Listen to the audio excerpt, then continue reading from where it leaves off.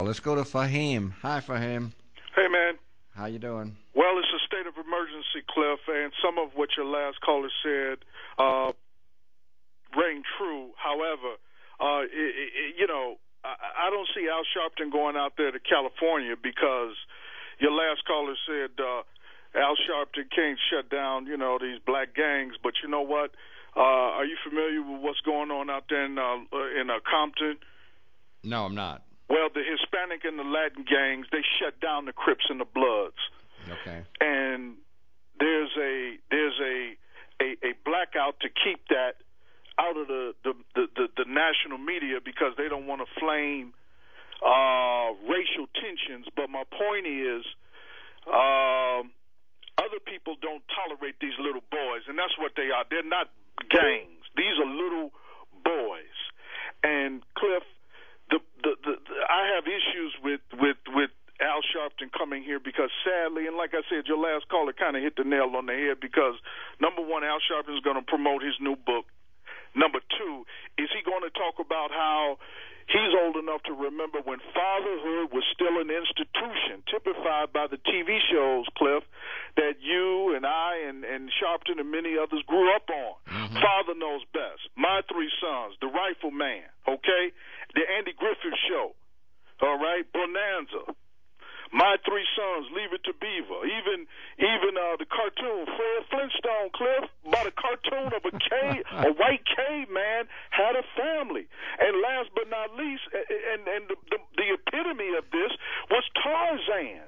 Okay, a white man in the middle of the jungle had a family. He was a father. And here, these religious leaders are responsible for the absence of the man not being in the home, not being in the public schools, not being in the church, and then these same hypocritical preachers want to know why the gays are promoting Adam and Steve instead of and the gay Bible. Because the black church, I mean, we all know this, and we talk about it on WVON ad infinitum, and even Matt said this morning that he's tired of it because he's been talking about it for 10 years in black media.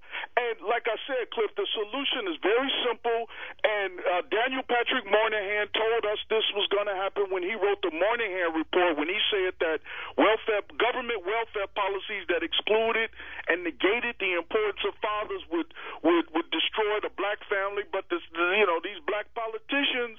Okay, so now and then the sagging pants is a symptom. Mm-hmm. But like I said, the real gangs, the Mexicans, and you know what else I'm starting to see? The Mexicans, they starting to move into black neighborhoods, and they put their flag on the porch, their flag in the window, and you know why? Because they dare these little boys. Let me ask you this before we have to take a break. They got a gun, and they think that's what makes them... Right, but let me ask you this before we have to take a break. Do you think that Reverend Al's being here will help at all? Well, it's going to raise awareness, of course. Okay. But it takes people to call in, like I'm calling and saying, we need fathers. These boys need men. 70% female-headed household is a recipe for disaster. And like I said, but his presence. You think though his presence will raise awareness? Yeah. Okay. Yeah. All right. If that'll help and people will hear more of what you're saying, I think that's a good thing. But this ain't going away, Cliff. Because, I understand. I understand what you're saying. I just want to know whether there'll be some assistance with him coming here. So you're saying it'll raise awareness. And if more people think like you do and mention the things that you do, that could be a big help. And last but not least, the Million Man March. Last caller was talking about Farrakhan. Whatever happened to the Million Man March 17 years ago? Yeah. Gotcha. I wish I could have a million black men listen to me. Thanks so much. Yeah. Appreciate it. Thank you so much. We'll be back in a moment.